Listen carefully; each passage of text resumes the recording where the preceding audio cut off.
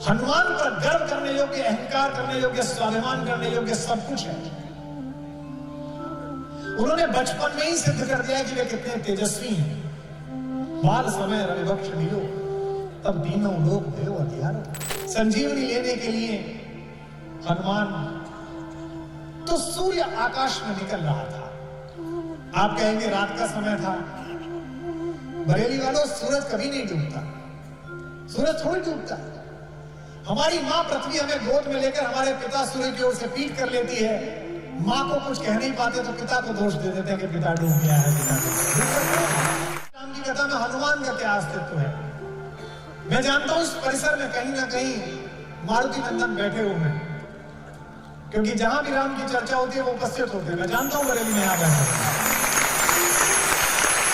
किसी ने कहा कि ये सूर्य और पृथ्वी का मेल है। मैंने कहा कितना भी सूर्य चमके और कितनी भी पृथ्वी पर वनस्पतियां हो जाएं, अगर बीच में वायु ना हो तो हम में से कोई ना बचे। वायु पुत्र के बिना ये कथा बेकार।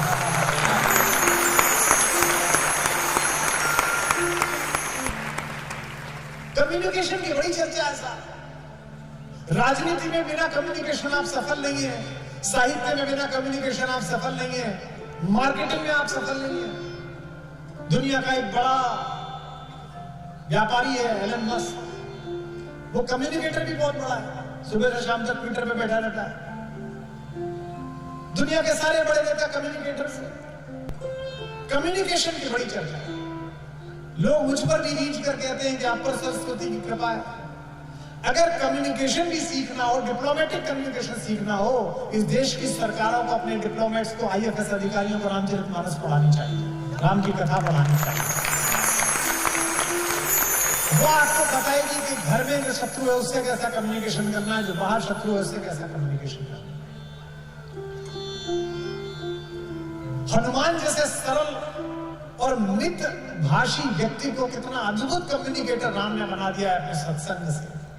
अंगद को कितना अद्भुत कम्युनिकेटर बना दिया, कभी आप मानस पढ़िए। मारुति नंदन भगवान के जीवन में आने वाले सारे कष्टों का निवारण करते हैं। कितना अद्भुत बात है कि स्वामी तो पूरी दुनिया के कष्टों का निवारण करता है, और स्वामी पर जब कष्ट आता है तो सेवक उसका निवारण करता है।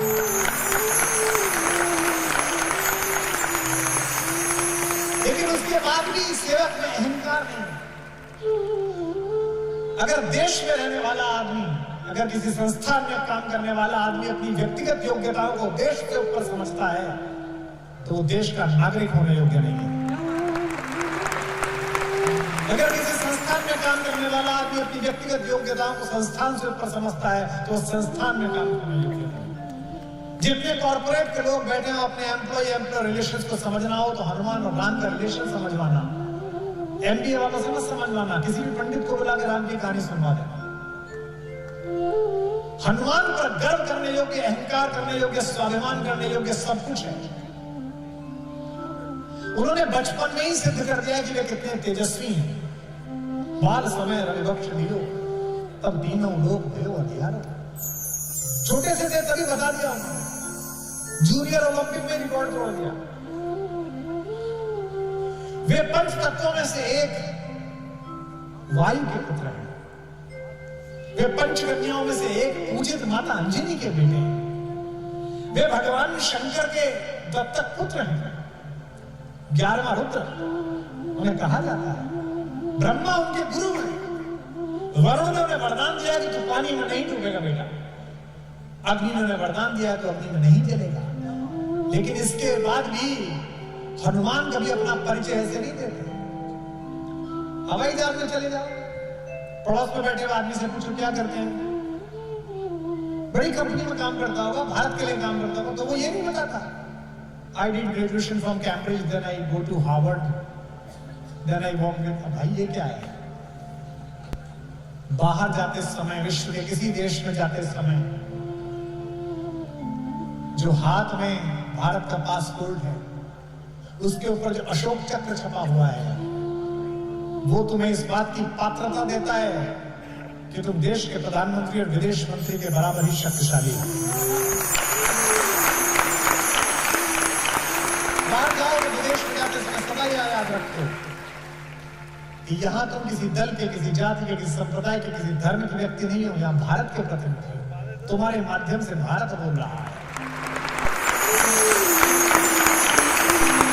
देश के लिए स्वतंत्र चेतना वाले सन्यासी ने 7 दिन तक चलने वाली धर्म संसद के आखिरी दिन जब खड़े होकर पहला संबोधन दिया था, my American brothers and sisters, तो उस विवेकानंद के लिए आधा घंटे तक तालियां गूंजती रही थी, क्योंकि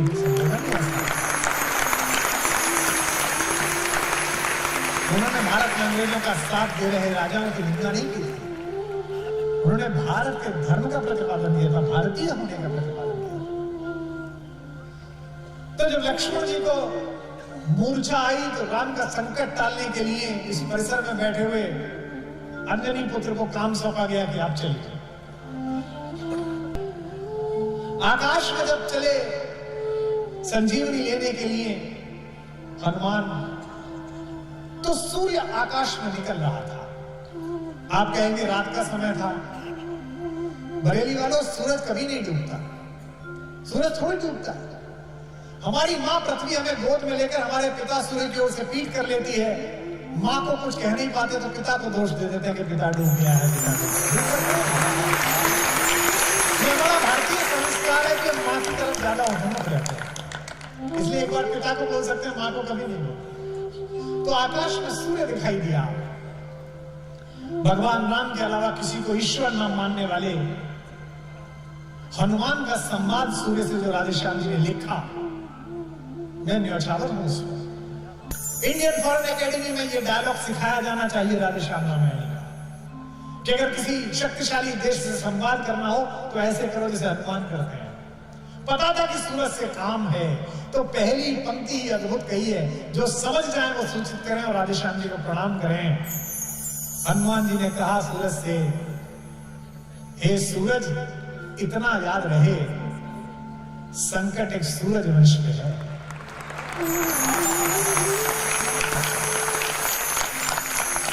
इसे कहते हैं डिप्लोमेसी, इसे कहते हैं डायलॉग की डिप्लोमेसी। क्योंकि राम भी तो सूर्यवंशी है, लक्ष्मण भी तो सूर्यवंशी है। सूरज से कह रहे हैं मेरा काम नहीं है, तुम्हारा काम है। आज हमको लोग सिखा रहे हैं यूक्रेन की तस्वीरें दिखाकर कि यूक्रेन में मनुष्यता शर्मसार हो रही है। हमसे कहते हैं कि आप इधर बोलोगे किधर बोलोगे। दुनिया की मनुष्यता के झंडा बरदारों, दुनिया में मानवाधिकारों का ढिढोरा पीटने वालों, भारत को मत समझाओ किधर खड़े होना है। जब ये दुष्ट पड़ोसी हमारी तरफ अमेरिका से भीख में मिले हुए हथियार लेकर चला था तो कोई नहीं आया था, उस समय रूस आया था हमें बचाने के लिए, हम उसके साथ खड़े थे। हमको कोई क्या सिखाया? ये सूरज इतना याद रहे, ये संकट एक सूरज वंश पे है। लंका के नीच राहु द्वारा आघात दिनेश वंश पर है। और विनम्रता देखिए, इतने शक्तिशाली व्यक्ति की विनम्रता, डिप्लोमेसी देखिए। इसलिए छिपे रहना भगवान, जिसने राम के अलावा किसी को भगवान नहीं कहा, वो सूर्य से कह रहा है। ये राधेश्याम जी का कमाल था।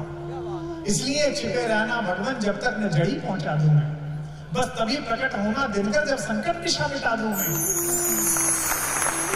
मेरे आने से पहले, फिर भावुक भी कर रहे हैं, मेरे आने से पहले यदि किरणों का चमत्कार होगा तो सूर्यवंश में सूर्यदेव निश्चित ही अंधकार होगा। फिर कहते हैं कि बहुत मुझे उम्मीद है, आशा है, स्वल्प प्रार्थना यह सच्चे जिसे स्वीकारोगे, आतुर की आर्त अवस्था को होकर कर्णार्ध निहारोगे। 8 पंक्तियां विनम्रता की और बाद में 2 पंक्ति भारतीय तेवरों की। इस देश का तेवर ऐसा होना चाहिए, इस देश के विदेश मंत्री, प्रधानमंत्री, इस देश के रक्षा मंत्री, गृह मंत्री की भाषा ये होनी चाहिए जो हनुमान कह रहे राधेश्याम रामायण के मुख से। मैं धीमे से पढ़ूंगा और विस्फोट पैदा होगा यहाँ भारतीय स्वाभिमान का। अन्यथा क्षमा करना दिनकर, अंजनी तने से पाला है। बचपन से जान रहे हो तुम हनुमत कितना मतवाला है।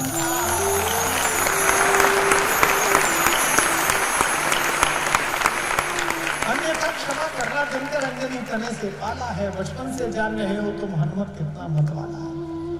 और धमकी भी हो तो ऐसी हो इस तरह की जो स्मृति गई, मैंने तो ऐसी धमकी ना पढ़ी ना मुझे कोई संभावना दिखती है। फिर प्रणाम करें हम राधे श्याम जी को, अन्यथा क्षमा करना दिनकर अंजनी तने से पाला है। बचपन से जान रहे हो तुम हनुमत कितना मतवाल, और ये स्मरण करना आवश्यक। पुलवामा में जब शहीद हुए हमारे जवान और भारत और पाकिस्तान के बीच तनाव हुआ, तो मैंने कुछ क्रोध में, जब सर्जिकल स्ट्राइक हो गई, तो मैंने भारतीय सेना के लिए बड़े अच्छे कुछ पंक्तियां लिख दी। तो पड़ोस के देश के एक विदेश मंत्री जी हैं, पता नहीं उन्हें मुझसे क्या दिक्कत थी, मैं तो किसी पद पे भी नहीं हूं। उन्होंने मुझे ट्विटर पे टैग करके लिखा कि ज्यादा शायर आजम ज्यादा उसमें मत आइए, अगर लड़ाई हुई तो मैं भी लड़ने जाऊंगी, मेरे नाना भी फौज में थे। बरेली वालों, मैंने इतना मासूम सवाल पूछा था, वो ब्लॉक करके चली गई। अब आप देखना कितना मासूम सवाल था। उन्होंने मुझे कहा कि मेरे नाना भी फौज में थे, तो मैंने सिर्फ इतना पूछा कि मोहतरमा आपके नाना ढाका में पोस्टेड तो नहीं थे?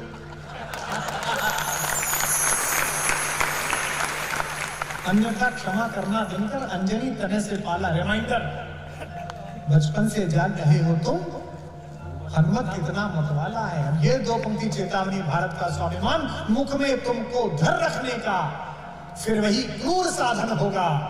बंदी मोचन तब होगा जब लक्ष्मण का दुख मोचन।